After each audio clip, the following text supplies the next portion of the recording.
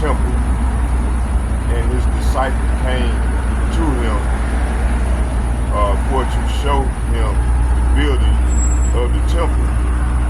And Yahushua said unto them, see ye not all these things? Verily I say unto you, there shall not be left here one stone upon another that shall not be thrown down. And as he sat upon the Mount of the Olives, the disciples came unto him privately, saying, tell us, when shall these things be? And what shall be the sign of thy coming and of the end of the world? And Yahushua answered and said unto them, take heed that no man deceive you, for many shall come in my name, saying, I am Hamashiach, and shall deceive many. And ye shall hear of wars and rumor of wars. See that ye be not troubled, for all these things must come to pass, but the end is not yet. Verse 7, for nation shall rise against nation, and kingdom against kingdom, and there shall be famine and pestilence, and earthquakes in diverse places. Verse 8, all these things are the beginning of sorrow. Then shall they deliver you up to be afflicted, and shall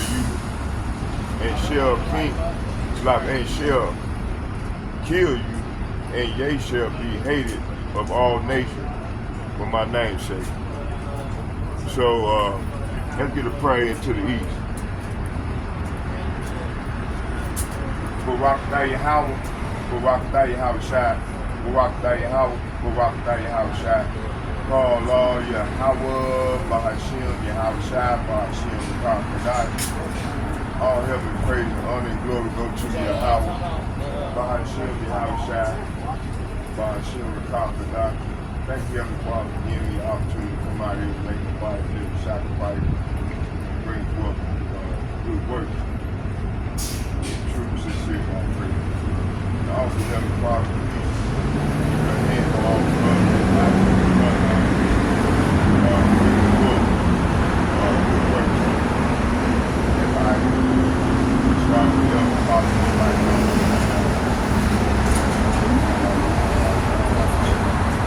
also send those angels to watch you and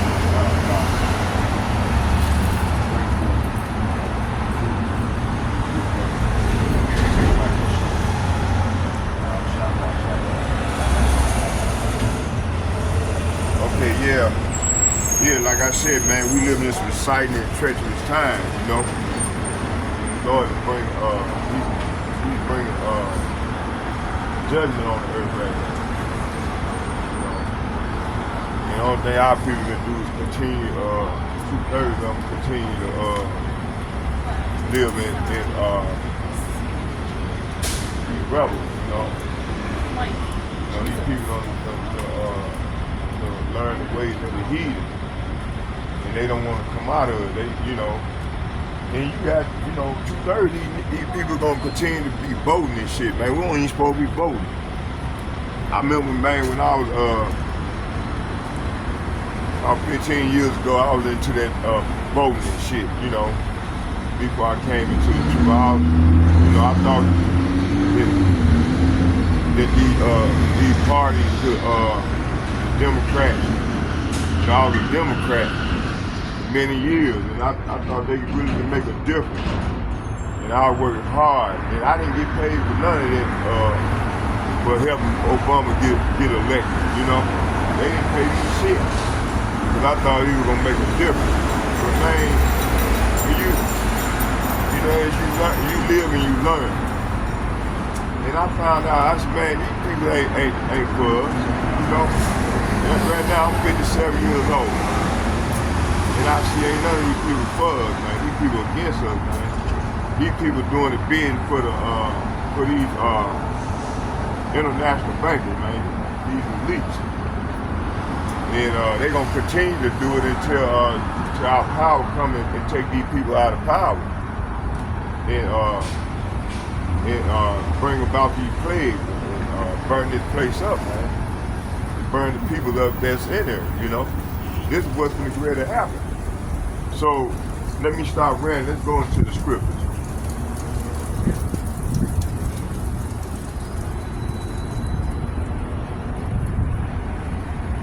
Matter of fact, Copyright Act.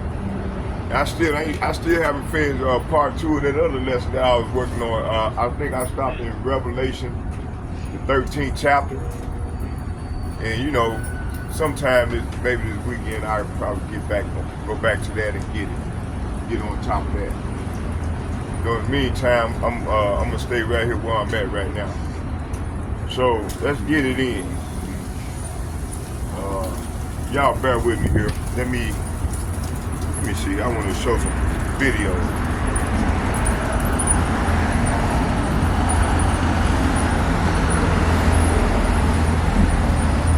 Before we start, let's watch some videos. About 10-15 minutes worth of videos, and then we're gonna go and slang the sword. You know? You see here. You know. We're gonna start right here. Cause these dudes here, man, they constantly be going off, man. I don't understand these dudes. One dude talking about, he said, man, I'm responding to Apostle Gabar video when he was showing the dude, said, man, I got the new covenant in me. Man, ain't none of them got no new covenant.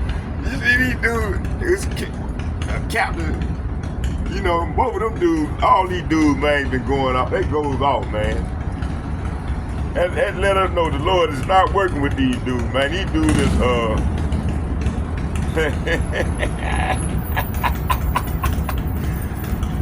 bugged out, man. We gonna start watching this. We're gonna watch a little bit of this video, and I'm gonna come on with the sword. Let me see here. Let me get my copyright under the section. Matter of fact, let me find it real quick, y'all. Hold on. Let's get the copyright.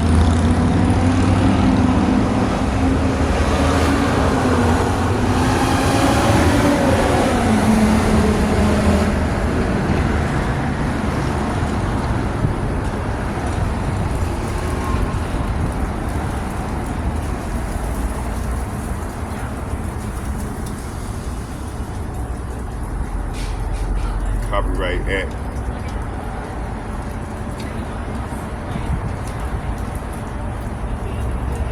How you doing, sis? All right.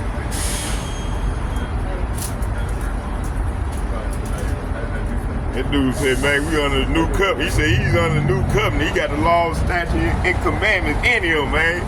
Bugged out, crazy. Show you these dudes, man. They ain't got it. They ain't got it. That shows the Lord ain't working with these dudes, man. He deceiving these dudes. These dudes sent with a sword, man. They ain't gonna get burnt up. Let me see. Oh yeah, let me turn this on.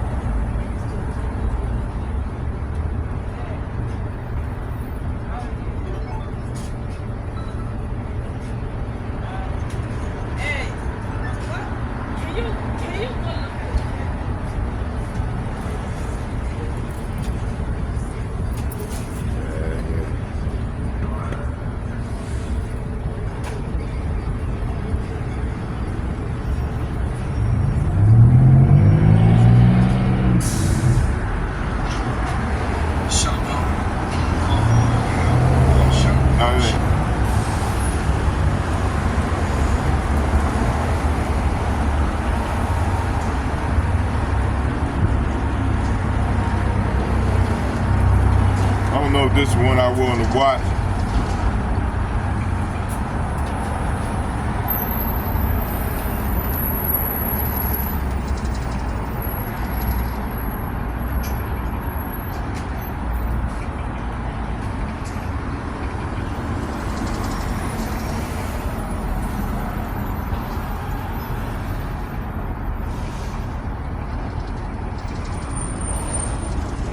You know what? Let's do this real quick. I like them because I love my mom. Secrets of friends you get to watch.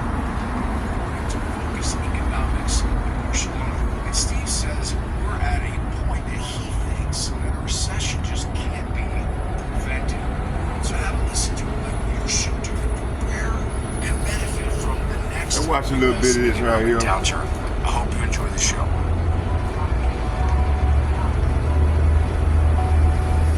Steve Hanke, welcome back to our show.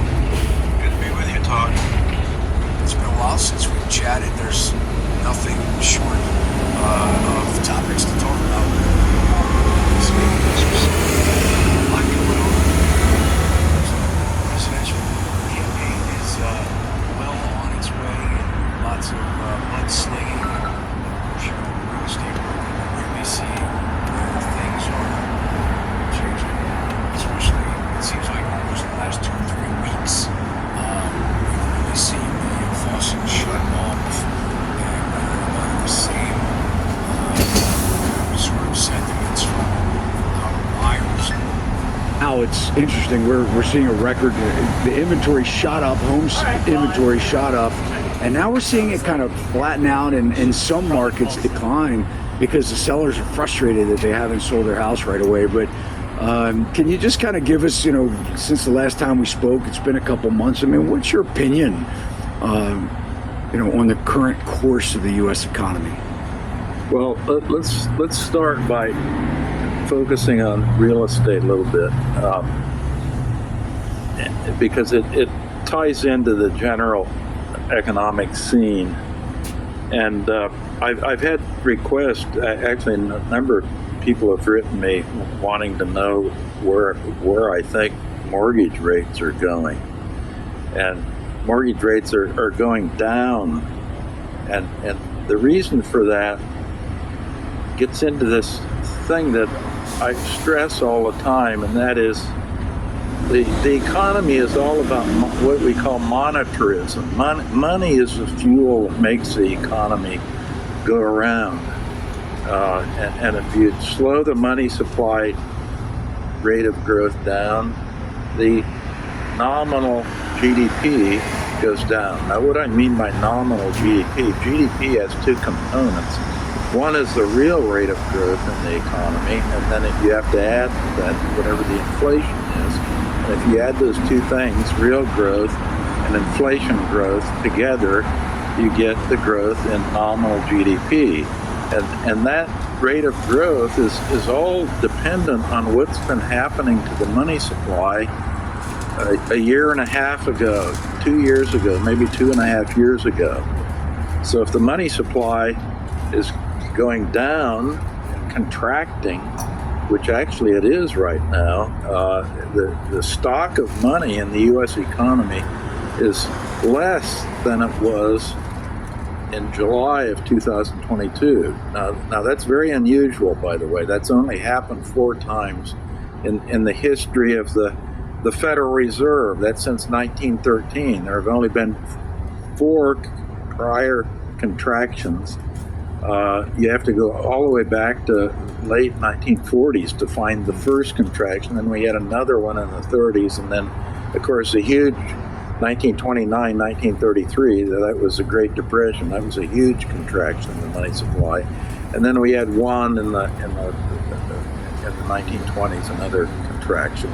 All of those things led to recessions. So where we're going, we had, of course, this huge increase in the money supply, and we had inflation. And now we have this huge contraction in the money supply, and inflation is coming down. I mean, it's at 2.9% right now, the headline consumer price index number. And John Greenwood and I think that'll end up the year between 2.5 and 3% per year. So I think we pretty much, our forecast is going to be confirmed by what's going on. And going way back to when inflation kicked up, the money supply peaked out, growing at an unprecedented rate, 27% year over year rate of growth in February of 2021. And that was followed by what? It was followed by a pickup in inflation. Greenwood and I, at that time, made a forecast. We said it would go up as high as 9%. It actually went up to 9.1%. So we hit the bullseye there. We're clearly going to hit the bullseye on the downside, too. And why? Because monetarism. It's the money supply, stupid. You have to look at these changes in the money supply, and then with a lag of a year or 2 years, you get changes in inflation. That inflation component of nominal GDP. So this is coming back to mortgages. Now, if inflation is coming down, that means that yields on bonds and mortgage rates will come down because they follow inflation. Inflation comes first. You get a change in the money supply.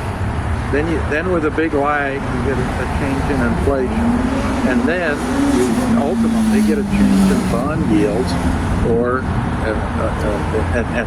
and other interest rates like mortgages. So what we've had, the 10-year U.S. government bond is probably the most important one. It's key interest rate for long-term interest rates, and that was up 5%. I started recommending buying those 10-year bonds when the yield was 4.8%. Now it's about 3.7%. So inflation has come down. The yield on the 10-year has come way down. And if the yield comes down, by the way, the price of the bond goes up. So anyone who had followed my advice in investing in those long-term 10-year bonds had not only were collecting a good yield, but they had a nice little capital gain on that trade. So that's where we are on the housing market. As far as giving particular advice, I don't do that because the local markets are also particular and shall we say, have their own characteristics, which me not knowing what the characteristics are, there's really no advice I can give. The only advice I can give is mortgage rates, I think, will continue to come down. So When you've got junk itch, there's creative relief. President Biden will meet with the British Prime Minister Keir Starmer over at the White House. They will discuss allowing Ukraine potentially to use long-range weapons provided by the U.S. and other Western NATO allies deep into Russian territory. President Biden has been facing increasing bipartisan pressure to try to loosen the restrictions and is signaling a new openness. The Russian President Vladimir Putin is delivering a rather chilling warning just ahead of today's meeting. This is their direct involvement. And this, of course, would, in a significant way, change the very essence, the very nature of the conflict. It will mean that NATO countries, the United States and European countries, are at war with Russia. Basically saying it would be an active war. Our chief national security correspondent, Alex Marquardt, is here with me in the CNN newsroom. This would be a major shift if the Biden administration and other NATO allies allowed these longer-range missiles to be used, that the NATO allies are providing to Ukraine, to be used against Russian targets deeper inside Russia. It would, and that's why we're hearing that reaction from Vladimir Putin. We are talking about the longest-range U.S. missile that the U.S. has given to Ukraine. It's called an ATACMS. It goes around 200 miles or 300 kilometers, and the Ukrainians have essentially been begging the U.S. to be allowed to use it. At the same time, they're also asking the Brits to use an equivalent missile called a Storm Shadow. That's why it's both the British and the Americans that have come to this decision. Now, we could see a possibility in which the U.S. says we don't want the Ukrainians to use the ATACMS, but Brits, go ahead, you guys can use, or the Ukrainians can use the Storm Shadows. But this would change the battlefield, Wolf. Now, to be clear, the U.S. has already given Ukraine permission to fire across the border with shorter range missiles. But this is, again, the longest range missile that we have seen the U.S. give to Ukraine so far. So we have seen this openness from both President Biden and his Secretary of State, who has been to the region. He was in Kyiv just a couple of days ago, Secretary Blinken saying, as the battlefield changes, so too does U.S. policy evolve. This is language that we've heard in the past. So there is a good chance that the U.S. does allow this to happen. But what is the effect? There is the risk of escalation, which is really what President Biden is certainly afraid of. We hear that threat from President Putin. There is a question of supply. There's not an infinite supply of these ATACMS. They're quite precious, and the U.S. thinks that they could be put to better use inside of Ukraine, in those Russian-occupied areas, in Crimea, for example. And then there's also the question of how much of an impact will they actually have once they're inside Russia. Now, in recent weeks, Ukrainian officials have come here to Washington to make their case. They presented a list of targets. I spoke with the Ukrainian defense minister, who said that included airfields. Now, that very well may be, but U.S. officials also point to the fact that some of those Russian targets may be moved out of range, and so at the end of the day, those ATACMS may not actually be all that effective. But if the U.S. and Britain do give Ukraine that permission, it would certainly send a strong message. And Putin is suggesting that would potentially could be an active war.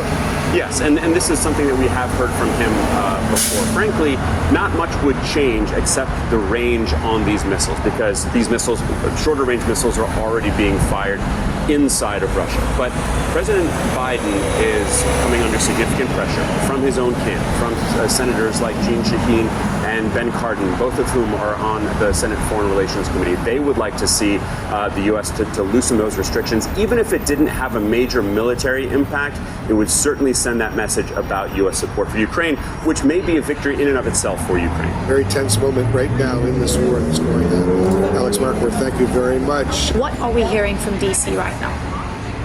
Well, listen, what we're hearing from D.C. is that this is a critical meeting today between President Biden and the UK Prime Minister Starmer, specifically when it comes to Ukraine. We have reported over the course of the last few months that the Ukrainians have been pushing the United States to allow them to strike deeper inside Russia, to go after some military targets that they say are deep within Russia. The United States has been wary to allow them to do so. There's a number of reasons for that. U.S. officials are concerned about fears of escalation, Russia claiming that the United States is party to this war, but they also say that there are military strategic concerns that they have.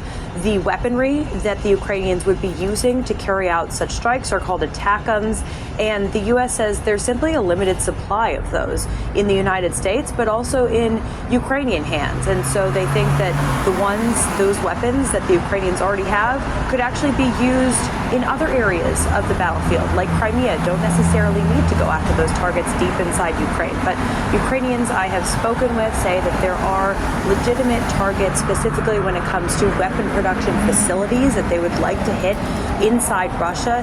And so this is a critical ask for them.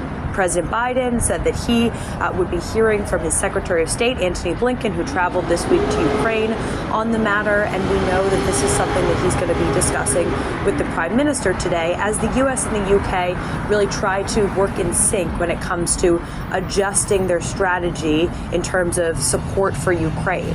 So we'll watch and see what comes out of the meeting this week. But I also think it's worth noting, go back to those restrictions, at least adjust them in some way, shape, or form. So we'll watch and see what the Biden administration does here. We might get an announcement today. We may not. We don't know yet. Oh,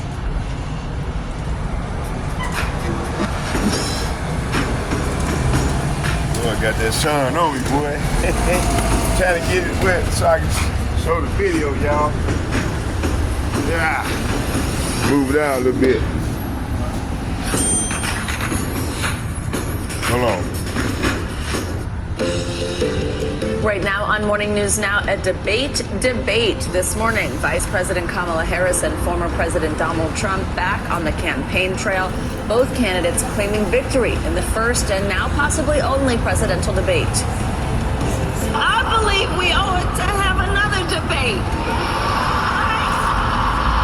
We owe it to the voters. Because we've done 2 debates and because they were successful, there will be no third debate. Plus, Mr. Trump celebrating a legal victory as a judge dismisses 2 charges against him in the election interference case. Also this morning, fire and flooding creating a split screen of weather extremes on both coasts. In the west, heat and wind fueling several wildfires. And back east, Francine threatening more dangerous flooding. We're tracking the conditions, the dangers, and what you can expect as we head into the weekend. Plus, platform partnership. This morning, 3 social media giants teaming up to take down harmful content. More about the new program aimed at keeping you safe while you scroll. And a priceless reunion for a 9-year-old boy and his most beloved stuffed toy after 6 agonizing months apart. How strangers help bring.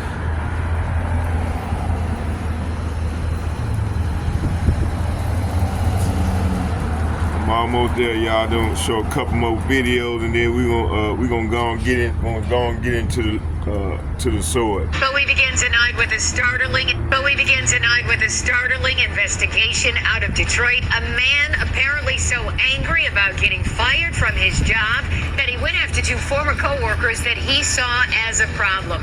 Arson investigators say the man ambushed the women, pouring gasoline in and around their vehicle with them in it, and then setting it on fire.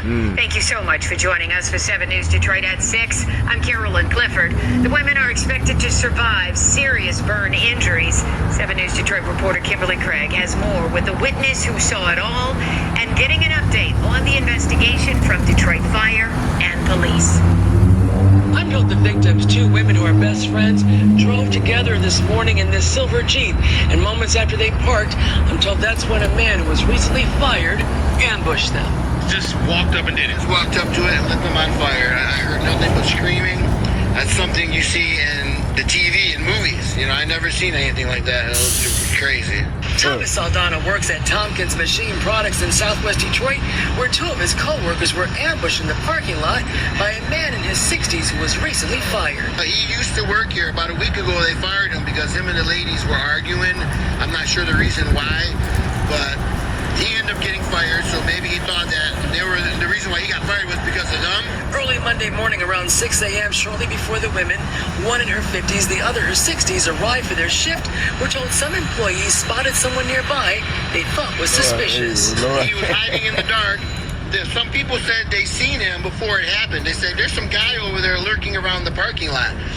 So once they said that, not even a couple minutes later, he walked right up to their vehicle what's going on, and just dropped gasoline in there and lit it right on fire. 2 other workers rushed to help the women, then they and Saldana went after the attacker. So I hurried up and jumped in my truck, and I pulled out, and I ran down there, and I seen him on the sidewalk. So I drove up on the sidewalk and knocked him off of his bike.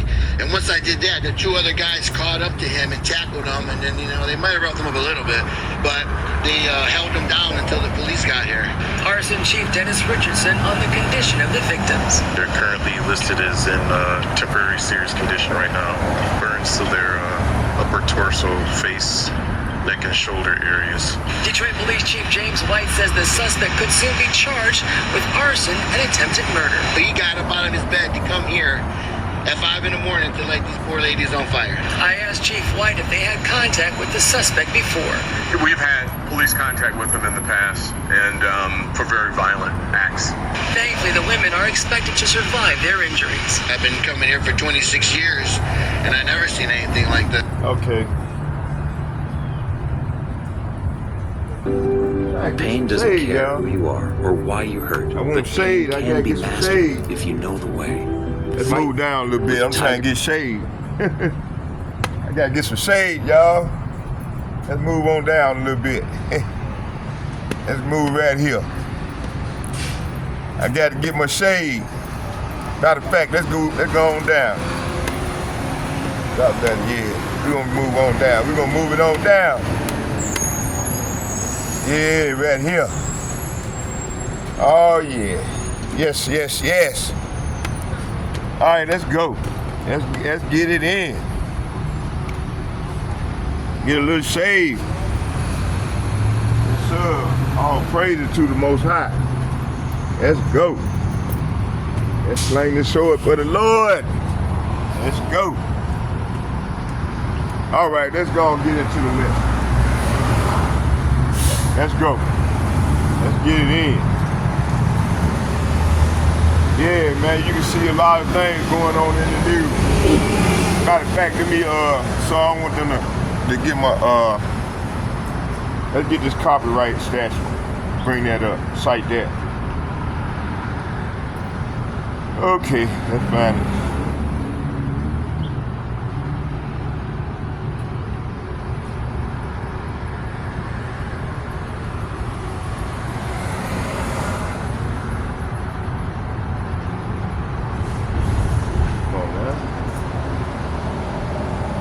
copyright statute. Copyright statute. According to Wikipedia, the copyright law of the United States grants monopoly protection for original works of authorship. Copyright statute, Title 17, Copyright Act of 1976, which provide the basic framework for current copyright law, was enacted on October 19, 1976, and as public L number 94553, comma 90 statute. So I'm not getting paid, only just for edification. Copyright statute only for I'm not getting paid for it. Like I said, I'm just only for edification. So with that being said, let's go and start the lesson. See the lesson. Okay, let's start here in I'm gonna start back off where I stopped. Let's see here.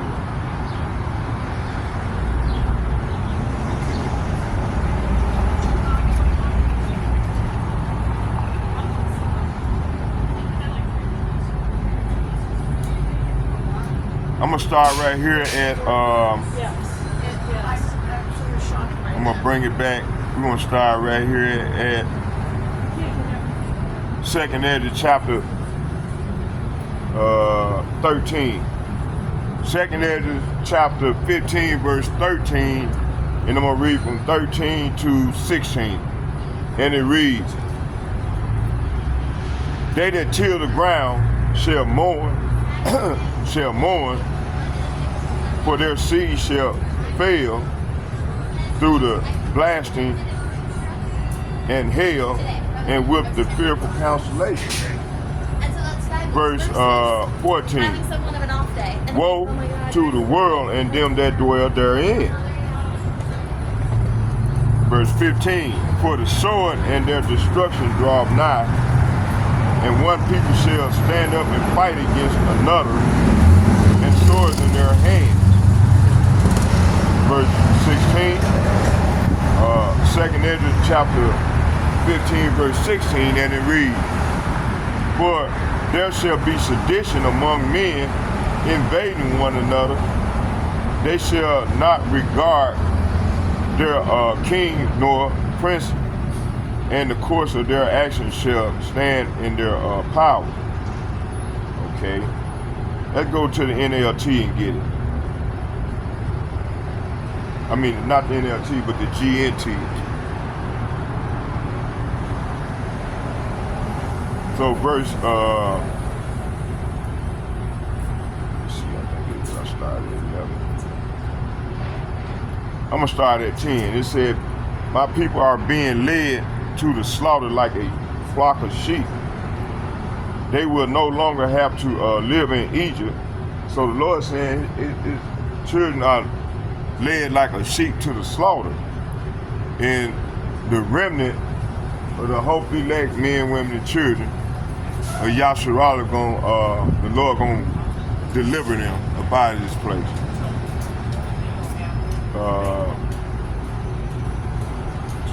They will no longer have to live in Egypt. Egypt is synonymous to America. Verse 11, "I will use all my strength." The Lord said he's going to use all his strength and power to bring them out. He's going to use all his power to bring them out of that land, of this land. "And I will destroy their country." So the Lord going to destroy this country, man. Verse 12, "The whole land," say what? "The whole land will be in mourning. It will be shaken to its foundation when I, Yahweh Ba'ashem, Yahweh shall strike it and pound on it." So the Lord gonna pound on it with them missiles, man. We gonna have them brick nations that that Putin already told him, man, they finna advance into his territory, flood off into Russia. They gonna make this war escalate. You know, in a way, these international bankers, they want this thing here. They want this war. They want this war, man, like they did every other war, like World War I, World War II. You see? They want this here, man. You know? And actually the Lord putting on their spirit to want this war. Let me see where I stopped at. Oh yeah, let's read 11 again. It said, I will use all my strength and power to bring them out of that land. I will bring disasters upon the Egyptians as I did earlier, and I will destroy their country. Verse 12, the whole land will be in mourning, and it will be shaken to its foundations when I, Yahweh Ba'ashem Yahushua, strike it and pound on it. The farmers will mourn. Say what? The farmers will mourn because their seed will fail to sprout, and their trees will be destroyed by the blight, hail, and terrible storm. So, hey, that bright hail and them terrible storms is synonymous to them ICBM missiles raining down on this place, man. You gonna actually have terrible storms too, but they're gonna be like the train reaction from them missiles. We getting terrible storms as it is anyway. But I think it's the terrible storm is synonymous to that the nuclear missiles being flying to and fro throughout the earth. Let's go right here. Oh yeah.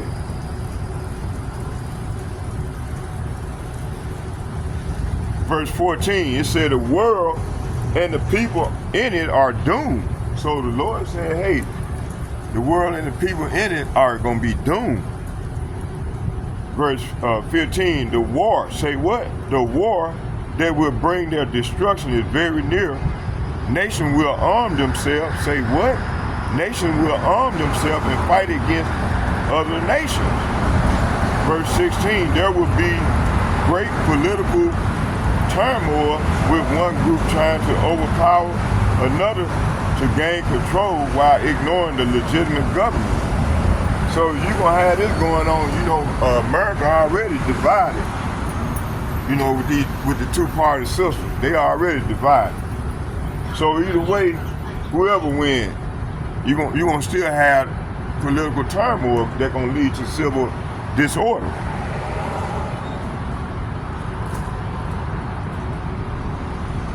Verse 17, there will no longer be free access to the cities because the struggle for power will bring destruction, terror, and total confusion wherever people live, see?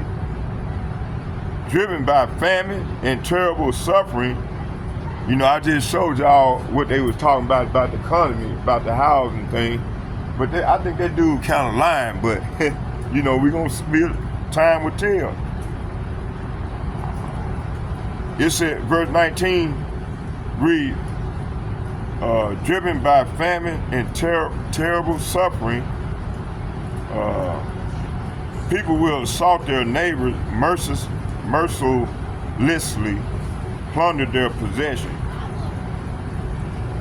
Yahweh Hashem Yahushua says, I am calling together all the nations, all the kings of the earth to come from the north, south, and east, and west to turn back and restore what they have taken.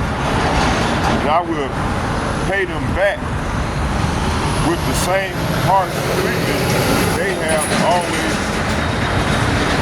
given to my chosen people. I will repay them back with the same harsh treatment they have always given to my chosen people. Yahweh Ba'ashem Yahushua says, I will use my power and there will be no mercy for the sinners. I will put to death all who have murdered innocent people. My anger has become so fierce that fire has blazed out to burn up the foundation of the earth and to burn up the sinners like straw. Sinners who do not keep my commandments, I'm about the 2/3 of our people that's in bed with Esau, Edom, and the heathen nation. They are sinners. They consider as sinners. Who do not keep, say what? Who do not keep my commandment are doomed, says the Lord. I will have no mercy on them.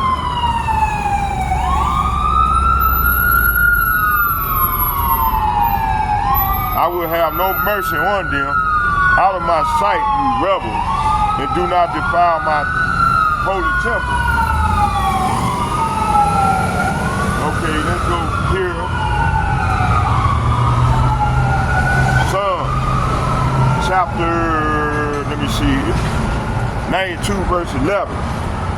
My eyes also shall see my desire on my enemy. So hey, this is what we desire, you know, starting with the elder apostle and the like-minded men on down. This is what we desire, you know. Let's read it again. Psalm chapter 92 verse 11. My eyes also shall see my desire on my enemy, and my ears, say what? And my ears shall hear my desire of the wicked that riseth up against me. See? So this is our desire, you know.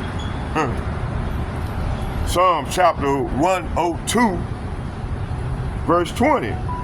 To hear, say what? To hear the groaning of the prisoners, to loose those that are appointed to death. Let's get this out of the NLT.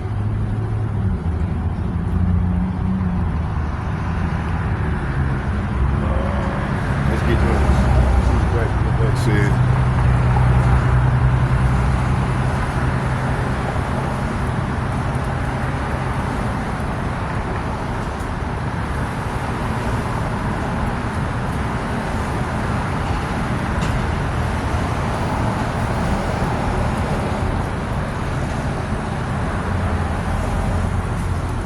Psalm 102 verse 20 in the NLT, it reads, to hear the groans of the prisoners, to release those condemned to die.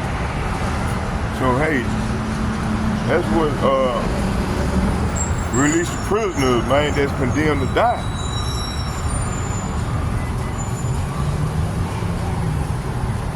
Actually, I'm gonna go up. Let's read 19. It says, for he have looked down from the heights of his sanctuary, from heaven did Yahweh behold the earth. So verse 19 is saying, tell them Yahweh Ba'ashem Yahweh shall look down from heavenly sanctuary, his heavenly sanctuary, he looked down to the earth from heaven to hear the groaning of the prisoners, to loose those that are appointed to death, to hear the groans of the prisoners, to release those condemned to die. So he's gonna release them in the mind that's condemned to die. See? Let's go back. Let's get Psalm chapter 92 verse 11. Psalm chapter 92 verse 11. My eyes have seen the downfall of my enemies. My ears have heard the defeat of my wicked opponent. So hey, this is what's going to go down to our enemies, you know. Man, something got in my eye. know what the hell that was.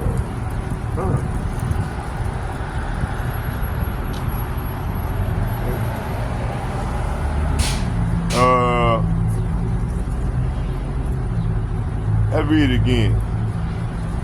Psalm chapter 92, verse 11.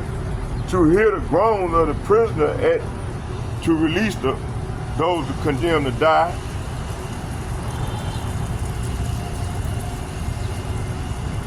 Psalm 92, verse 11. I ain't get the translation on that. Let's go ahead and get it down.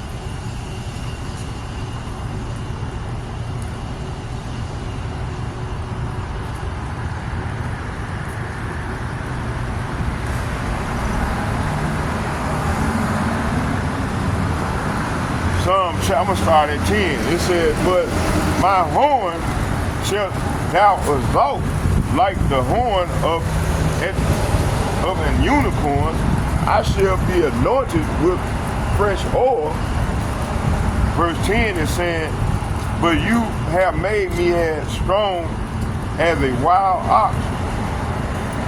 You have anointed me with the finest oil. So this is what the Father have done for his hopefully elect men and women, for his men that's out here on the front line getting it in for him. Verse 12, the righteous shall flourish like palm trees. Salapa, wrong one.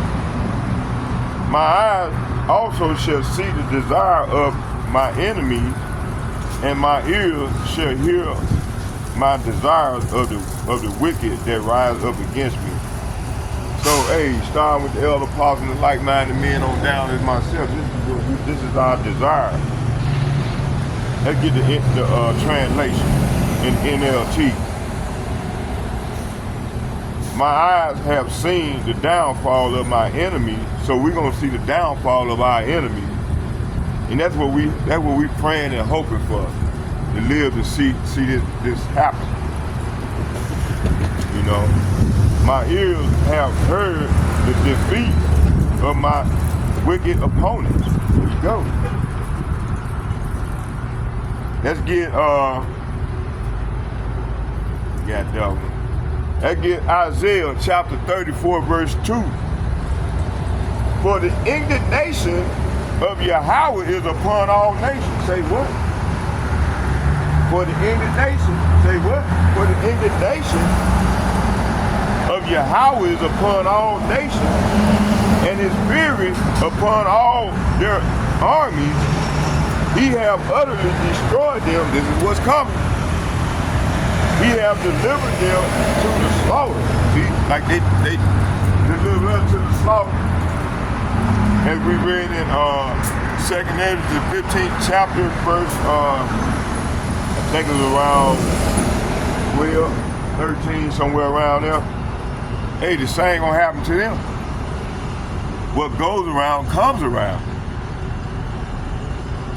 Verse, let's read that again. Isaiah chapter 34, verse 2.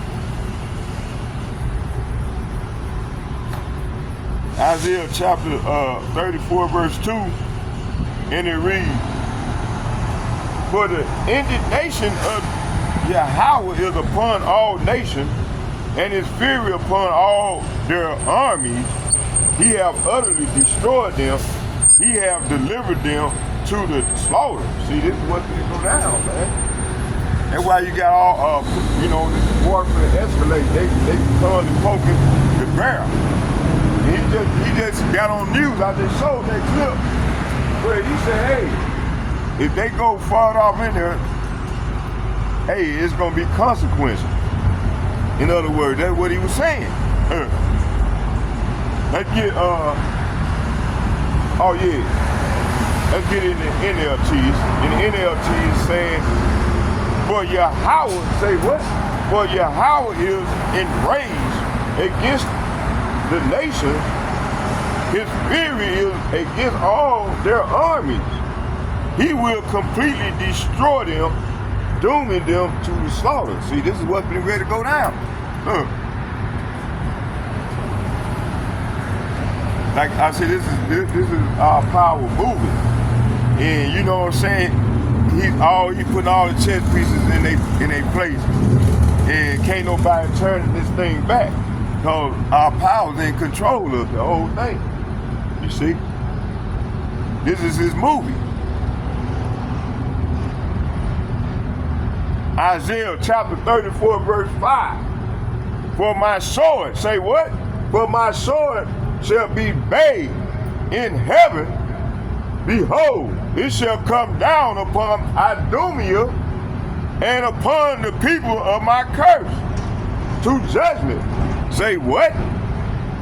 For my sword shall be bathed in heaven.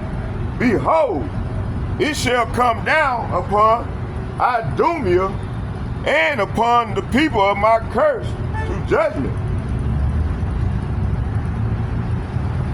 So this is saying, and when my sword has finished its work in the heaven, it will fall upon Edom, the nation I have marked. Say what? The nation I have marked for destruction. So Esau Edom is marked for destruction. Why you think they trying to go all out?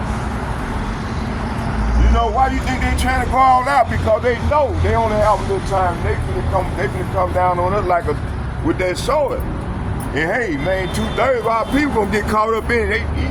People still out here trying to vote, still involved and stuff. Man, fuck that voting. I wouldn't be trying to be involved. Lord told us not to be involved. But you got these simpletons, man. They you know what I'm saying, they disregard the Lord's law, but they honor this man's law. And they're gonna cost them here shortly, you know? They ain't gonna die by the sword. Okay, let me keep it moving. You know, slow down. Hold on for a minute. Hold on for a minute. Made my back. Shit. How much time we got in? Oh, we doing good. Yes, sir. We doing good, y'all. All praise to the Most High. Huh. Let's get a couple more real quick here.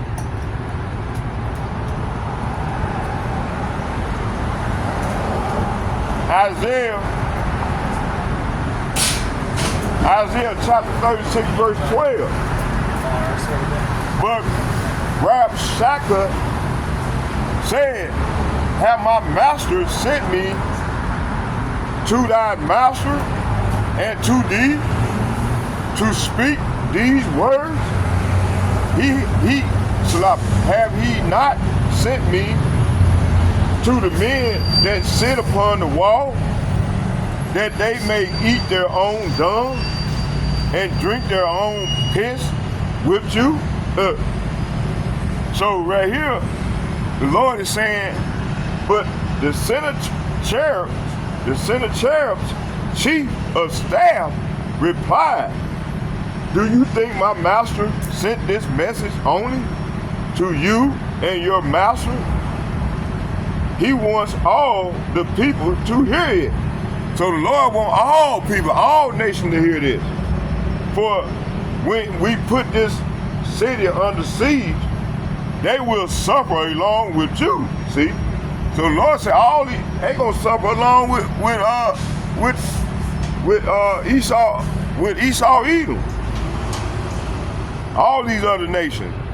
They will be so hungry, say what? They will be so hungry and thirsty right here in Babylon and throughout the whole earth that they will eat their own dung, that's eating their own shit, and drink their own urine, drink their own piss. This is what the Lord said. Don't get mad at me. This is what the Lord said. Jeremiah chapter 4, verse 18, and it reads, thy way of thy doing have procured these things unto thee, talking about Jake, you Negroes, you Latinos, you Native Americans, along with you Specklebird. This is thy wickedness, because it is bitter because it reaches unto thy heart. You see? So Lord saying right here, your own actions, say what? Your own actions have brought this upon you. This punishment is bitter, piercing you to the heart. So yeah, the Lord said this punishment to 2/3 of Negroes, Latinos, and Native Americans that refuse to return back to the Lord. So the Lord said this, he said your own actions, say what? Your own actions have brought this upon you. This punishment is bitter, piercing you to the heart. See? Isaiah chapter 8 verse 14, and it reads, why do we sit still? So you know, a lot of the 2/3 Jakes, Negro, Latinos, and Native Americans saying, why do we sit still? Assemble yourselves and let us enter into the defense city. So they're gonna be trying to enter to the defense city. And let us be silent there. They're gonna be trying to hide from Yahushua Mashiach and them angels. For Yahweh Ba'ashem Yahushua has put us to silence and given us water of gall to drink, because we have sinned against Yahweh. I went into that word, it means impurity, that word God. I read it earlier. Verse, let's get it in NLT. In the NLT it said, then the people will say, why should we wait here to die? Come, let us go to a fortified town and die there. For Yahweh Ba'ashem Yahushua has decreed our destruction and have given us a cup of poison to drink. This describing Esau even saying the same thing. Matter of fact, it is. And then those in bed with him. And the heathen nation. Probably at least two. I know it's always talking about all. You see? All the 2/3 and the people that's in bed. I mean, 2/3 that's in bed with Esau, Edom, and the heathen nation. They're trying to come up against the hopefully elect men, women, and children of the Lord. His hopefully elect. Jeremiah, we got that one. Let's get Jeremiah chapter 43, verse 11. And when he cometh, he shall smite the land of Egypt, talking about America, and deliver such as for the death, such as are for death to death, and such as are for captivity to captivity, and such as for the sword to the sword. Let's get it in NLT. And when he comes, he will destroy the land of Egypt. Say what? And when he comes, he will destroy the land of Egypt. He will bring death to those destined for death, captivity to those destined for captivity, and war to those that destined for war. See? So hey, Esau and the heathen nation, they can't escape judgment. It's coming. You got them elite, they trying to offset the Bible prophecy by coming with their plan. Man, it's not gonna work, man. This is the Lord's movie. He deceiving these people, man. Okay, let's go here. Let's go to Lamentation. Lamentation chapter 1, verse 9. Her filthiness is in her skirts. She remembered not her last end.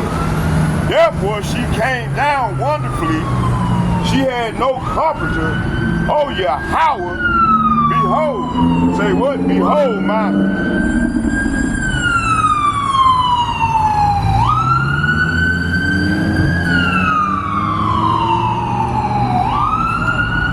Lamentation chapter 1, verse 9. Lamentation chapter 1 verse 9. Her filthiness is in her skirts. She remembered not her last end, therefore she came down wonderfully. She had no comforter. O Yahweh, behold my affliction, for my enemy have magnified himself.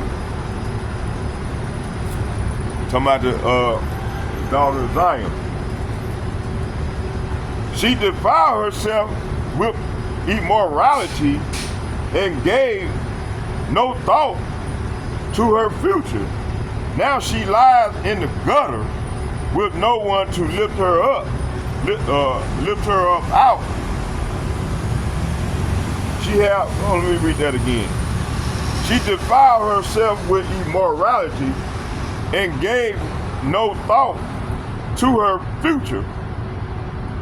Now she lies in the gutter with no one to lift her out. Yahweh, see my misery. She cried, the enemy has triumphed. Hey, this is what we've been saying. 2/3 of them, boy, the one that's in bed with this devil, this is what they're going to be saying.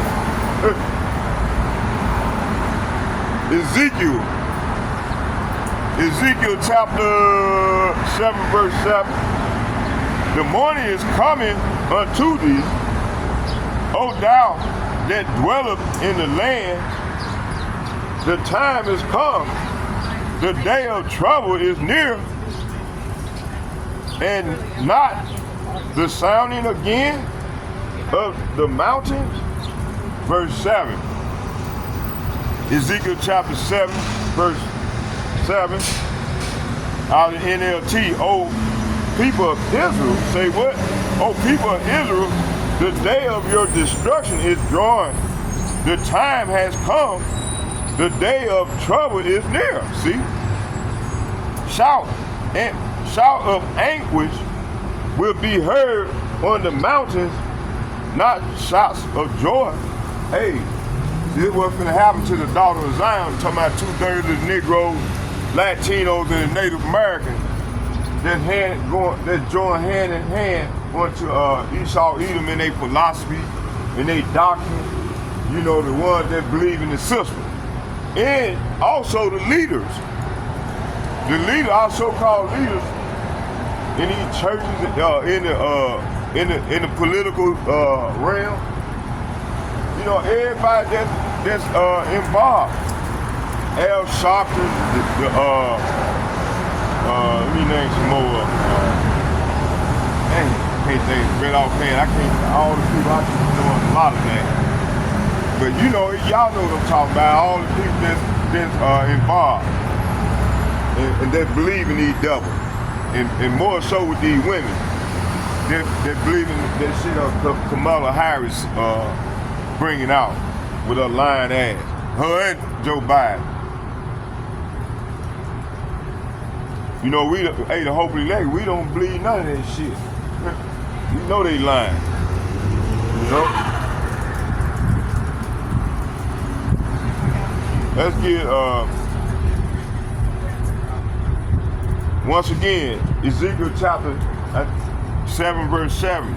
Oh, people of Israel, talking about you Negroes, Latinos, and you Native Americans along with these speckled birds, 2/3 of you. This is what the Lord said. Oh, people of Israel, the day of your destruction is drawing. Your destruction is drawing. It's dawning. That's what I meant to say. It's sloppy. The time has come. The day of trouble is near. Shout of anguish will be heard on the mountains, not shout of joy. On these mountains, talking about the government.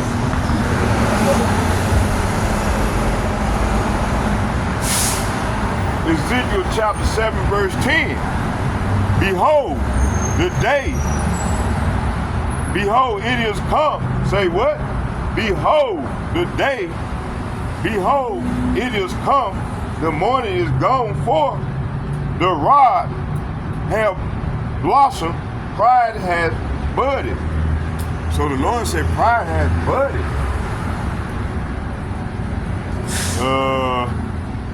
In the NLT it reads, the day of judgment is here. Say what? The day of judgment is here.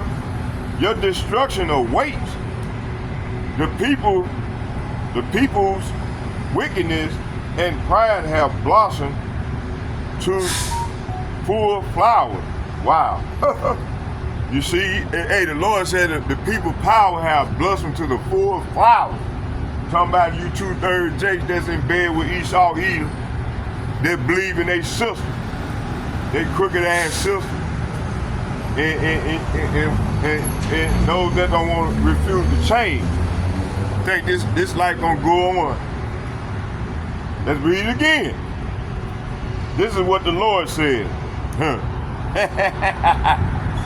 This is what the Lord said.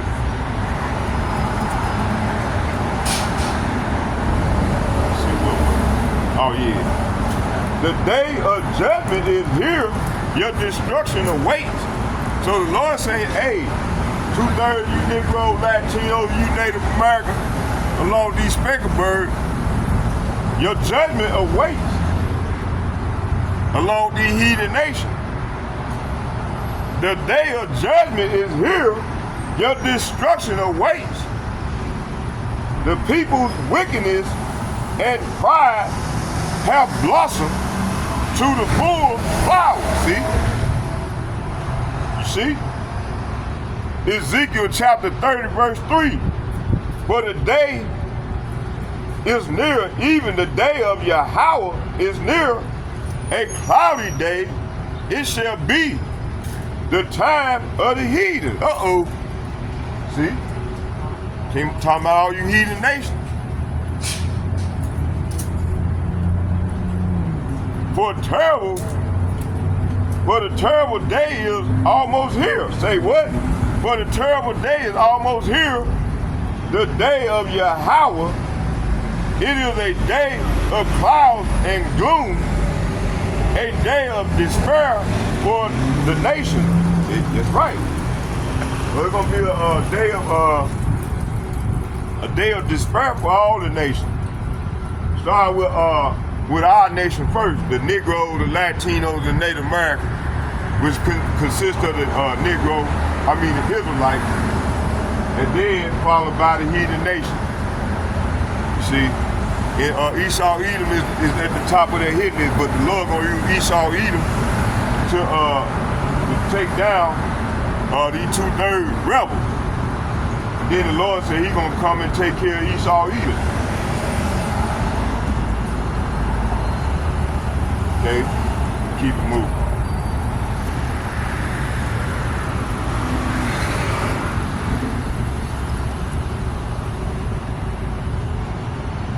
Ezekiel chapter 30, verse 9.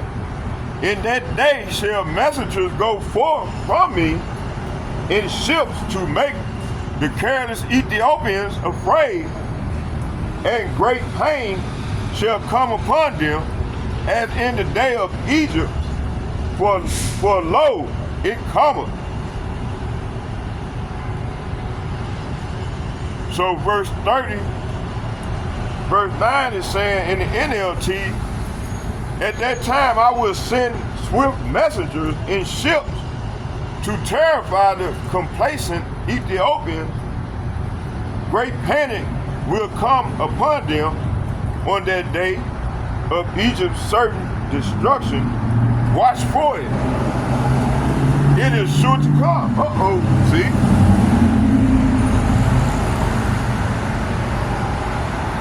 Zechariah chapter 11 verse 4. Thus saith Yahweh Bahashem Yahushua, my power, feed the flock of the slaughter. Let me read it again. Thus saith Yahweh Bahashem Yahushua, my power, feed the flock. Say what? Feed the flock of the slaughter. In the NLT it reads, this is what Yahweh Bahashem Yahushua, my power, says. Go and care for the flock that is intended for slaughter.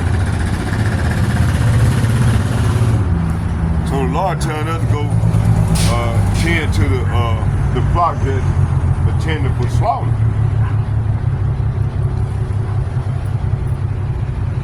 Zechariah chapter 11 verse 7. And I will feed the flock of slaughter, even you, O poor of the flock. And I took unto me two staves. The one I call beauty, and the other I call bands. And I fed the flock.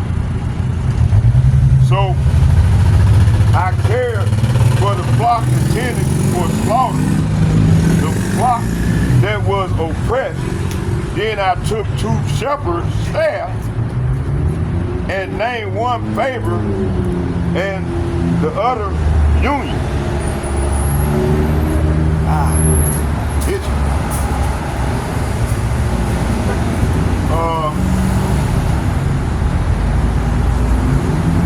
Revelation chapter 11 verse 5.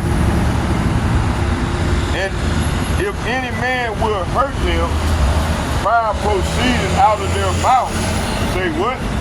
If any man will hurt them, fire proceeded out of their mouth and devoured their enemies. And if any man will hurt, if any man will hurt him, he must in this manner be killed. That's right. That's what's gonna happen to these elite when they try to come out to the hopefully elect. They're gonna try to come out to us, but hey, the Lord gonna lift up a standard on their edge, you know. So Revelation chapter 11 verse 5, and it reads, if anyone tries to harm them, say what? If anyone tries to harm them, fire flashes from their mouth and consume their enemies.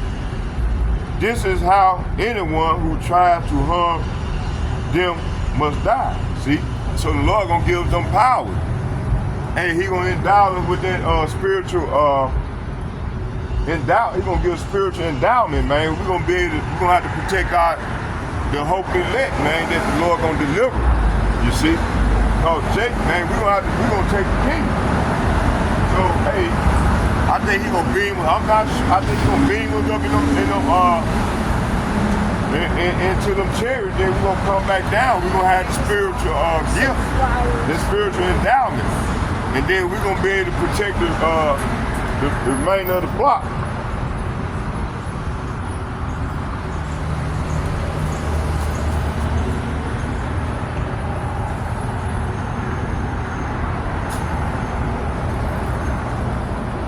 Psalm chapter 97 92 verse 7. When the wicked spring as the grass, and when all the workers of iniquity do flourish, it is that they shall be destroyed forever. See? So hey, at least they're gonna be destroyed forever.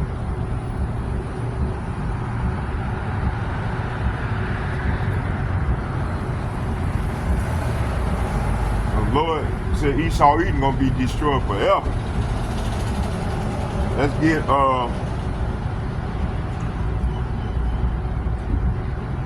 let's read in the NLT. It said the wicked sprout weed, the wicked sprout like weeds, and evildoers flourish. They will be destroyed forever. Right. So the Lord gonna destroy their head forever, man. It's what's coming.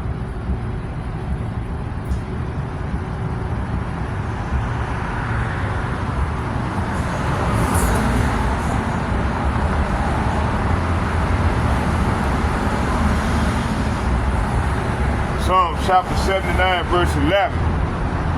Let the sighing of the prisoner come before thee, according to the greatness of thy power. Preserve thou those that are appointed to die. So the Lord saying here, listen to the moaning of the prisoner.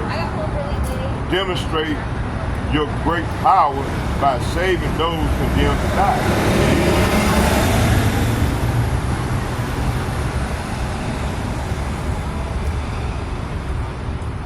Sloppy.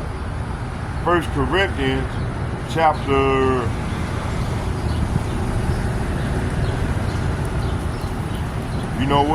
I'm gonna leave right there. I want to go into Psalm 79 verse 11. Let's go deeper off into that.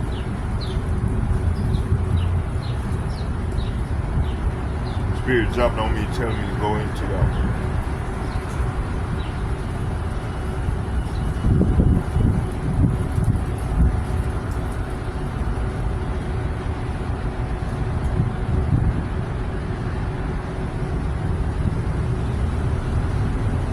What is it? Let me see. 79.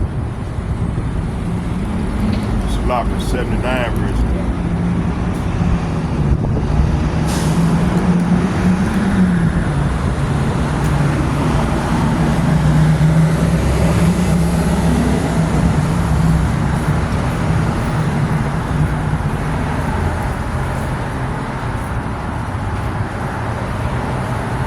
Start at 10. It said, wherefore should the heathen say, where is their God? Let him be known among the heathen in our sight by the revenging of the blood of thy servant which is shed. So right here it's saying, why should pagan nations be allowed to scoff? Show us your vengeance against the nations, for they have spilled their blood of your servants. Verse 7, Psalm chapter 79, verse 11. Let the sighing of the prisoners come before thee according to the greatness of thy power. Preserve thou those that are appointed to die. So verse Psalm chapter 79 verse 10 and 11 is saying, why should the pagan nation be allowed to scoff, asking, where is their God? Show us your vengeance against the nation, for they have spilled the blood of your servants. So it's talking about the servants, man. Verse 11, it says, listen to the moaning of the prisoner. Demonstrate your great power. Say what? Demonstrate your great power by saving those condemned to die.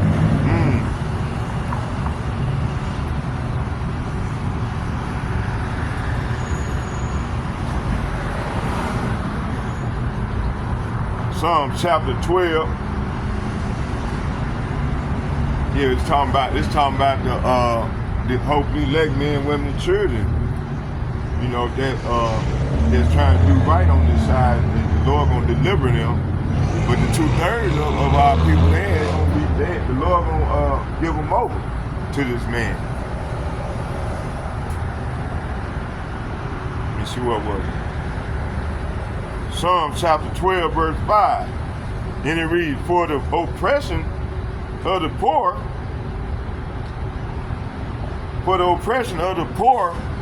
for the sighing of the needy, now will I arise. Saith Yahweh, I will set him in safety from him that puffeth at him. See, this is what the Lord gonna do for his hopefully elect. Men, women, and children. So verse 5 is saying, Yahweh replied, I have seen the violence done to the helpless, and I have heard the groan of the poor. Now I will rise up to rescue them. See, the Lord gonna come and rescue us, man. As they have longed for me to do. See, that's right, that's what can go down. It's more, y'all. Let's get some more. It's more on that. There's more meat on the bone. Let's get it all. Let's go here. Let's get Psalm chapter 69, verse 33.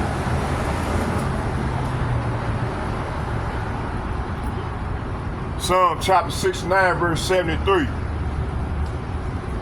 69, verse 33. Salakia.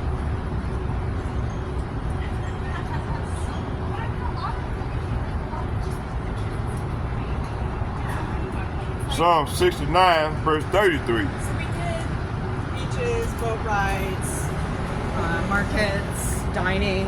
Pretty And it reads,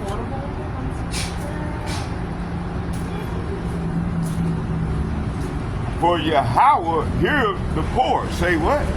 For Yahweh hear the poor and despiseth not his prisoners. See? So the Lord is not denying us, you see? So verse 33 is saying, for Yahweh Ba'ashem Yahweh shall hear the cries of the needy. He does not despise his imprisoned people. See? So the Lord going to deliver us out of this place, man. You see? Let's get, hold on.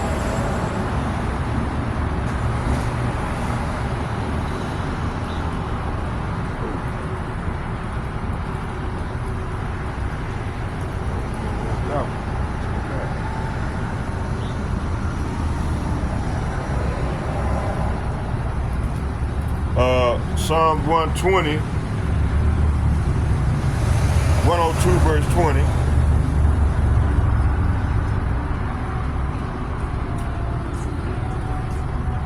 I'm gonna start at 19. For he have looked down from the heights of his sanctuary, from heaven did Yahweh behold the earth. Verse 20. To hear the groaning of the prisoners, to loose those that are appointed to death. See? So the Lord gonna come and deliver us, man, that's appointed to death.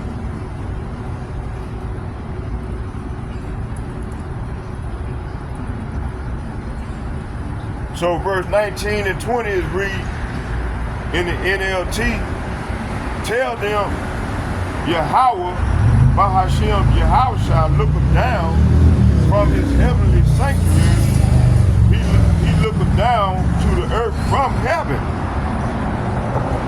Verse 20, to hear the groans. Say what? To hear the groans of the prisoners, to release those condemned to die. That's right. So the Lord gonna come and deliver us, man. And we ain't got nothing to worry about. All we have to do is have faith. And keep on pushing. That song by Kurt Mayfield said, keep on pushing. We gotta keep on pushing this word. You see? In truth and sincerity, you know? And staying, you know, in the order and follow, you know, the elders. You know? That's what I'm doing. You know, these guys, hey, you know, a lot of these people, man, they pumped up. You know, going against the brothers, the elders, man, and the doctrine, and they gonna cost them. You got brothers talking about, man, I got the new covenant. What? How do you word it? Going off, man. Both of them do. Pastor Gabar getting on both of them, and they supposed to been in this thing a long time. Man, these dudes, man, don't know what the hell they talking about, man. Both of them.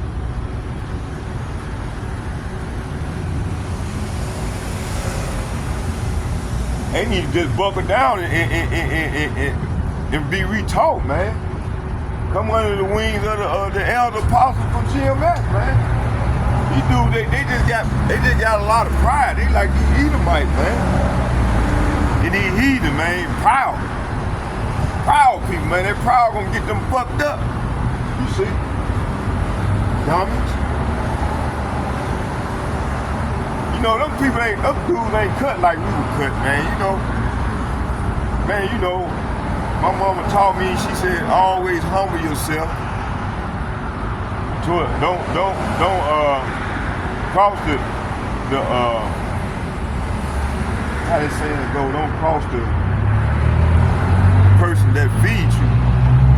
You know, hey, these brothers, man, they feed us, man, with the elders, man. I'm learning from these dudes, man. I've been learning with these dudes for over 10, 12, man, I don't know, I done lost track now. But hey, man, you know, to be in my place, I'm grateful, man, to continue, the Lord continue to let me grow with these brothers. You know, and you know, if I go off, you know, I ain't afraid to admit, you know, hey, if I go out, man, get me right. I always tell these brothers, man, if I go out, get me right. And they'll come and make a video or whatever, and then I correct it, you know. But so far, I ain't been going off, you know, not that I know of, you know.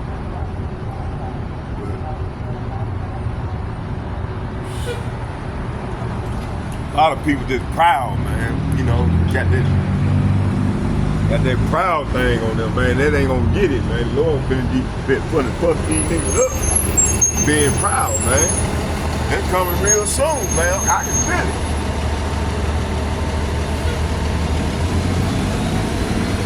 Let me see here. What was it? Let's finish this thing off.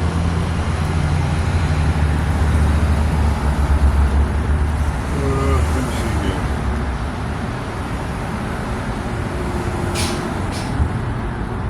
Oh yeah, I got both of them, so let's go back. Let's get Exodus chapter 2, verse 23 and 24. Exodus chapter 22, verse 23 and 24.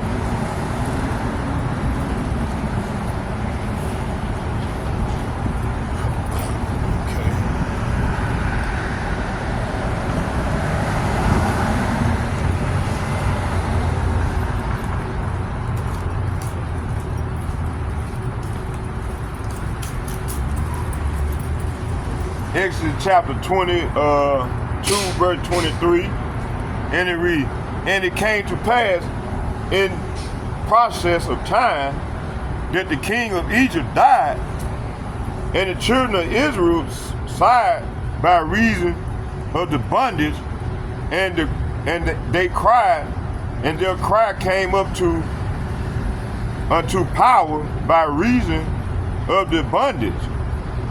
So right here, it reads in NLT, years passed and the king of Egypt died, but the Israelites say what? But the Israelites continued to groan under their burden of slavery, and they cried out for help, and their cry rose up to power. See? So I you know, hey, I was crying out, the brothers getting out on the front line, crying out to the Lord by prophesying. Hey, and hey, I cried and groaning, man, and reached to heaven, so the Lord is responding now. All praise to Yahweh, by Hashem, Yahushua, by Hashem, the Confidant, you see.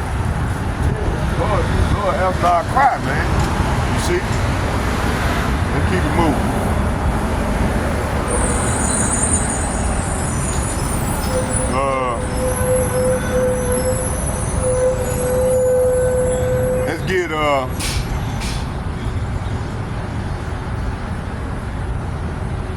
Let's get 24.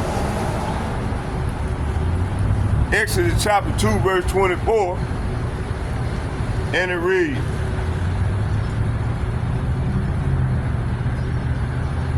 and Yahweh, by Hashem, Yahushua heard their groaning, and Yahweh, by Hashem, Yahushua, at G430, where everybody even called Jesus Christ, remembered his covenant with Abraham, with Isaac, and with Jacob.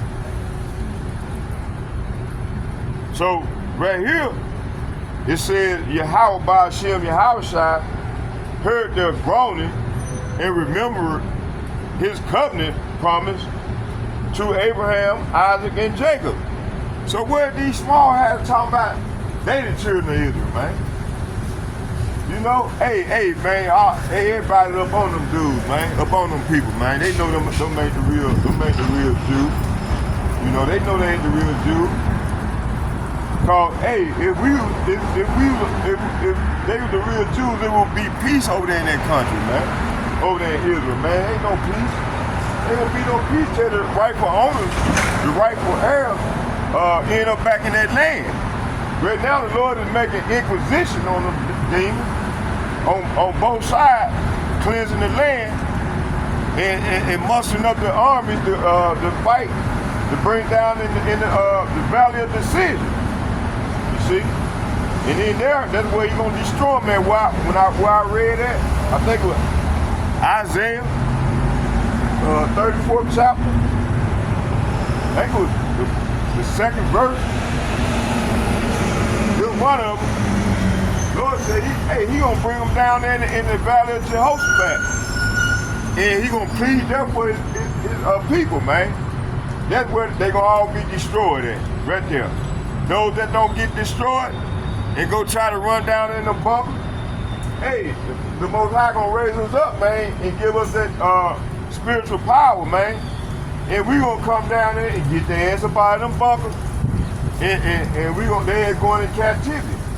You see, this is what's been ready to go down in that order. Man, these dudes that supposed to be in this thing, man, they waxing worse and worse, man.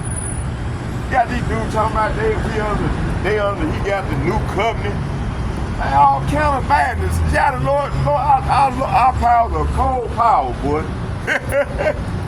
He's a cold power, man. He got these dudes in delusion.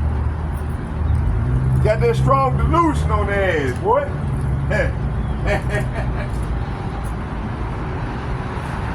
Okay, let's keep it moving.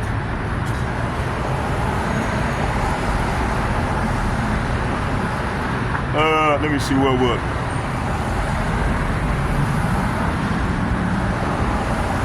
Let's get Isaiah chapter 42, verse 7.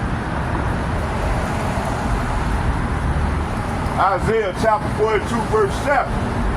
And it reads, I'm going to start at 6. I, Yahweh, have called thee in righteousness. Say what? I, Yahweh, have called thee in righteousness, and will hold thy hand, and will keep thee, and give thee for a covenant. Say what? To give thee for a covenant of the people, for a light of the Gentiles. See? So, hey, these Gentiles, this is talking about the northern kingdom. They ain't talking about the one the Lord finna get ready to destroy. You got two types of Gentiles. You got the heathen Gentiles, and you got the northern kingdom Gentiles. But you got these wagon-tagging Christians that they're talking about they don't know. They'll get somebody that don't know no better, and they'll come talking about, no, this is talking about everybody. Everybody that, they talk about everybody, like they referencing in John 3:16. No, this is talking about the northern kingdom. We're going to be a light to them. Which we are doing now. We are light to them, man. The ones that have woke up here. See? I could go there, but they'll throw me off topic. Spirit already jumped on me and told me to go into stay on course with this one right here, so I'm gonna stay right here and get this. Okay, with fear and trembling. Hey, I gotta watch that video. I got you, brother. I got you. Almost. How much time we got in? Oh man, we got a minute. I'm gonna try to finish this thing on off. It's going to finish off. Lord said, take your time, son. Take your time. Let me see what was. Oh yeah. Verse 7. Hold on, no. Verse 6 is saying, I, Yahweh Ba'ashem Yahushua, at G430, have called you to demonstrate my righteousness. So the Lord called, his prophet, started with the elder apostles and to the like-minded men on down to myself. He called us to demonstrate his righteousness. He said, demonstrate my righteousness. I will take you by the hand. Say what? I will take you by the hand and guard you, and I will give you to my people Israel. See? As a symbol of my covenant with them. See? You see? They ain't talking about all the nations, other nations when they mention Gentiles. Talking about Israel, the northern kingdom. And you will be a light to guide the nation. Okay. Let's keep it moving. Verse 7. To open the blind eyes. Say what? To open the blind eyes, to bring out the prisoners from the prison, and them that sit in darkness out of the prison houses. See? A lot of our people, man, they in these prison houses. Not only they physically in prison, they minds is destroyed, man. So the Lord is using us to wake them up, the ones that He's gonna save, that He's not gonna destroy on this side.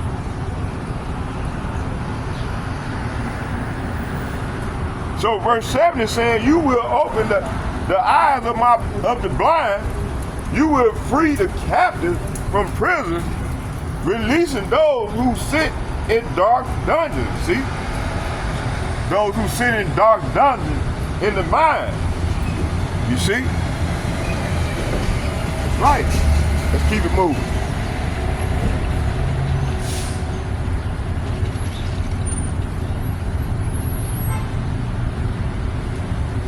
Let's get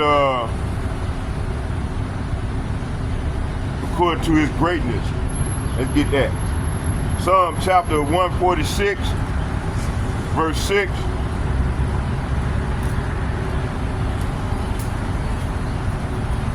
I'm gonna start at 5. It said, happy is he that have Yahweh Ba'ashem Yahushua of Jacob for his help, whose hope, say what? Whose hope is in Yahweh Ba'ashem Yahushua, his power. Verse 5 is saying, but joyful are those who have Yahweh Ba'ashem Yahushua of Israel as their helper, whose hope, say what? Whose hope is in Yahweh Ba'ashem Yahushua, their power. See? Verse 6, which made heaven, say what? Which made heaven and earth, the sea, and all that therein is, which keepeth truth forever. So verse 6 is saying, He made heavens and earth, the sea, and everything in them. He keeps, say what? He keeps every promise forever. See? Verse 7, which execute, say what? Which execute judgment for the oppressed, which giveth food to the hungry. Yahweh looseth the prisoners. So verse 7 said, He gives justice to the oppressed and food to the hungry. Yahweh Ba'ashem Yahushua frees the prisoners. See? So he gonna free the prisoners that's mind that's locked in prison. You see? The mind is they lock their mind is destroyed because they in prison, man. They can't grasp the light. They can't grasp the concept of who their power is, so the Lord blinded them. Like old boy, he's saying, man, we under the new covenant. See, the Lord done blinded that dude, man. He done put a strong delusion on that dude, man. On them dudes, man. They going out like a motherfucker, man. Excuse my language. You see? Hey, man, when he said that, man, I broke out laughing, man. I was wow. He's supposed to be a captain.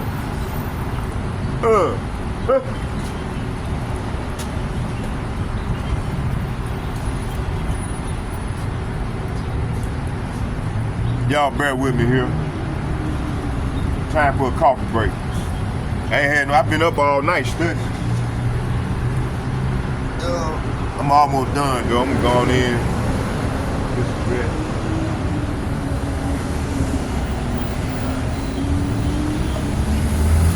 Making all the coffee, I might not even go to sleep. Ready to go to sleep.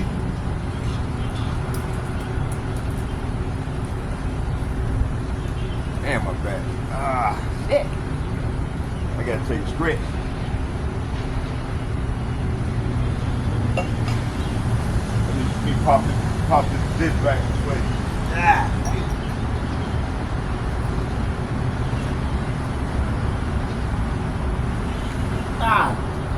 Woo! That joint pop, boy. Pop! Baby, that might give you a little relief.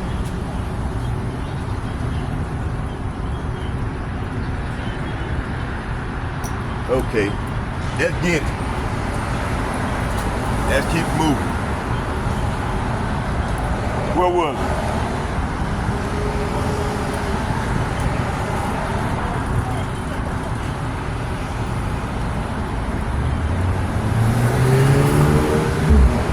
Oh yeah, we got that, so let's go and get out of here.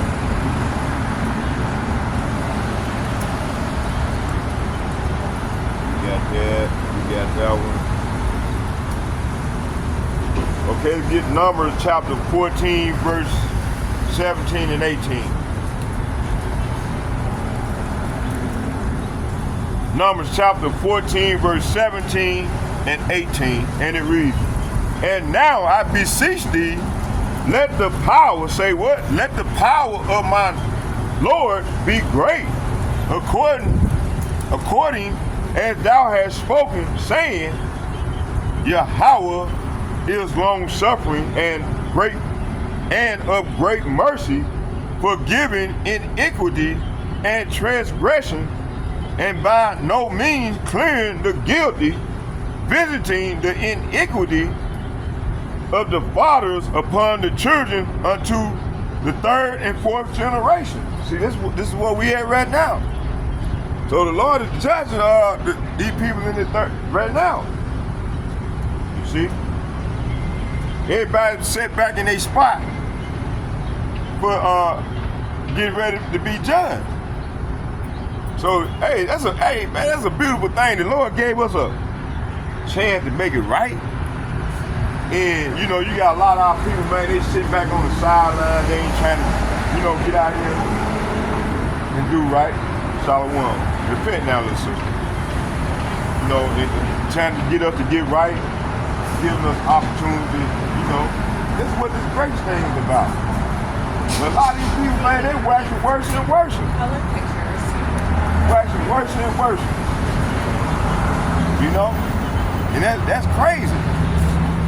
That's scary though to me, because I'm like, man, I said, man, I'm going all out trying to please the Lord, And I'm quite sure the rest of the brotherhood is doing it too.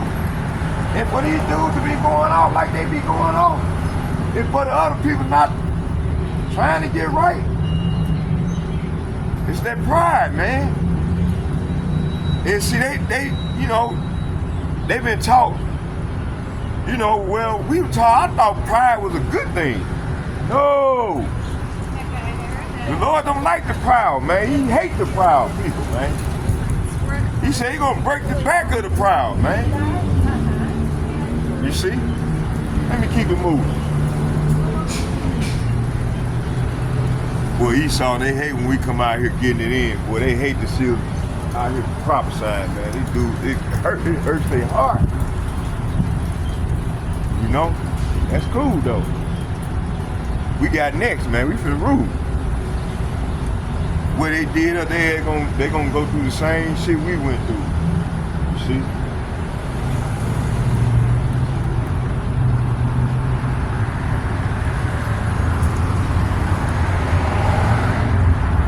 Okay, what was it? Oh yeah, let's get 19. Oh yeah, verse 18. Numbers chapter 14, verse 18 is saying, Yahweh, by Hashem Yahushai, is slow to anger. Say what? Yahweh by Hashem Yahushai is slow to anger and filled with unfailing love, see?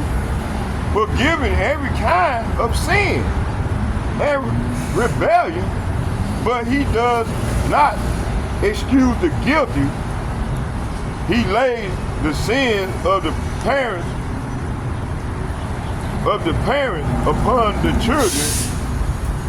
The entire family is expected, even children in the third and fourth generation. See?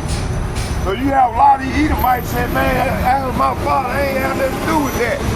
No, man, and they supposed to know this here. No, you go back and read this verse right here.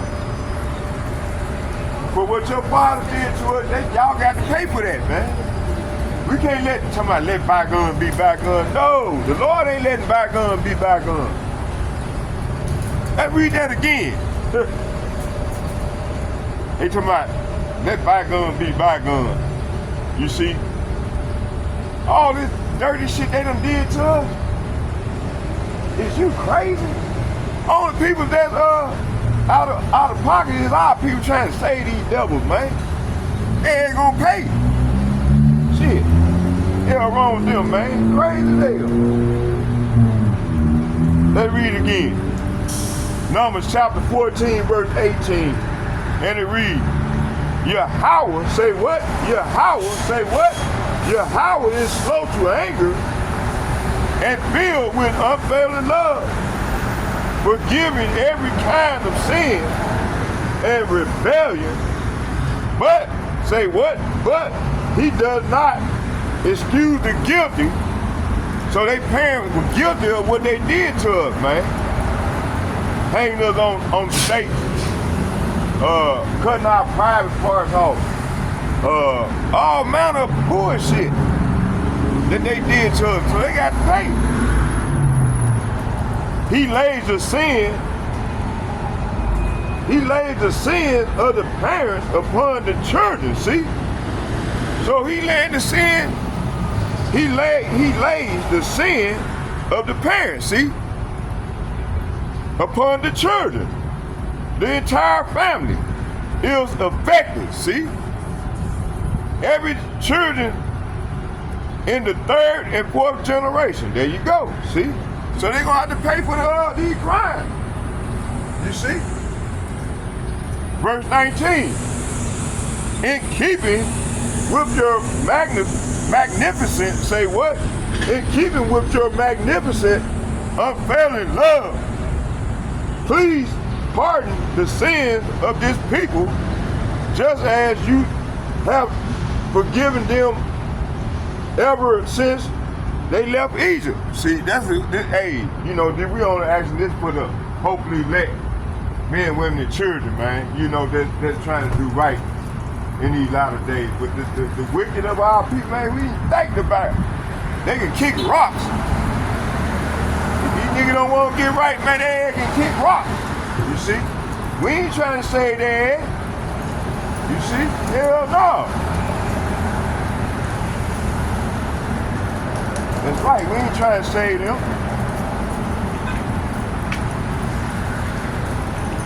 Young women, boys, wearing that tight ass shit, man. Crazy as hell, boy. They gonna come out, hey, the Lord gonna get them right. All these immigrants over here, boy, they gonna get at their ass. They gonna stop dressing right, shit. They don't know what time we living in. Y'all better get right, boy. Lord ain't playing. All that tight ass shit on, boy. Looking good as hell, boy. Lord forgive me. Lord forgive me. I'm lying, boy. Hey. Let me see. Let's keep it moving. They twins too. Look at them. 2 twins.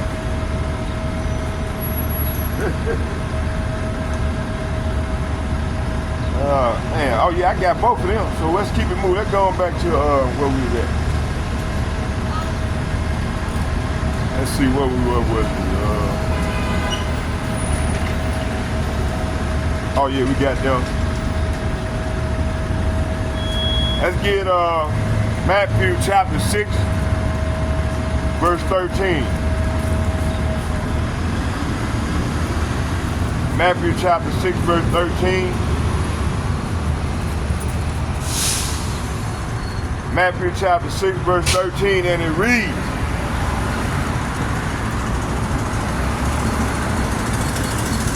I'm going to start at 12. And forgive us our debt as we forgive our debtors. So verse 12 is saying, forgive us our sins as we have forgiven those who sin against us. Verse 13, and lead us not into temptation, but deliver us from evil, for thy is the kingdom and the power and the glory forever. Amen. So verse 13 is saying, and don't let us yield to temptation, but rescue us from the evil one. And that's what we ask the Lord to do each and every day. See? Let's get, let me see here, what was it? Let's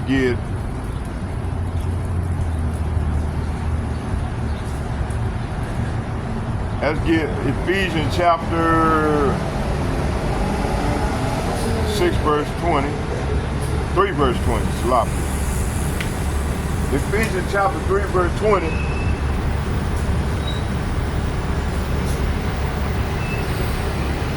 I'm going to start at 19. It said, and it reads, Ephesians chapter 19 and 23, chapter 3 verse 19 and 20, and it reads, and to know the love of Hamashiach, which passeth knowledge, that ye might be filled with all the fullness of Yahweh Ba'ashem Yahushua. Verse 20, now unto him that is able to do exceeding abundantly above all that we ask or think, according to the power that worketh in us. That's right. So verse 19 and 20 is saying, may you experience the love of Hamashiach through sloppy, though it is too great to understand fully, then you will be made complete with all the fullness of life and power that comes from Yahweh Ba'ashem Yahushua. That's gonna come, man, when we get them new bodies, Joe. You see, I don't know why them brothers can't grab this concept. Talking about, man, I got all the laws in me. That dude going off, boy. What's his name? Captain, whatever his name. I forget, I know I'm not good with these names. Y'all forgive me. Not good, man. I fail every time with these names, but I don't forget no face. Verse 20. Now, all glory to Yahweh Ba'ashem Yahushua, who is able, say what? Who is able through his mighty power and work within us to accomplish infinitely more than we might ask or think. Hey, this gonna come, man, when he crack them skies, man. We get them new bodies. See, this is what at stake. Man, we're gonna be like mighty, man. We're gonna be able to spit out fire. We're gonna be able to, man, look at someone and if their ass ain't right, we'll be able to burn their ass up. Hey, think like Superman be thinking, boy, to burn their ass up. This is what we gonna get. We gonna get mighty man bodies, boy. You see?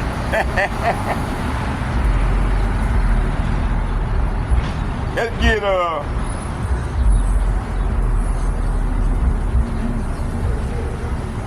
what time I got in? Almost 2 hours.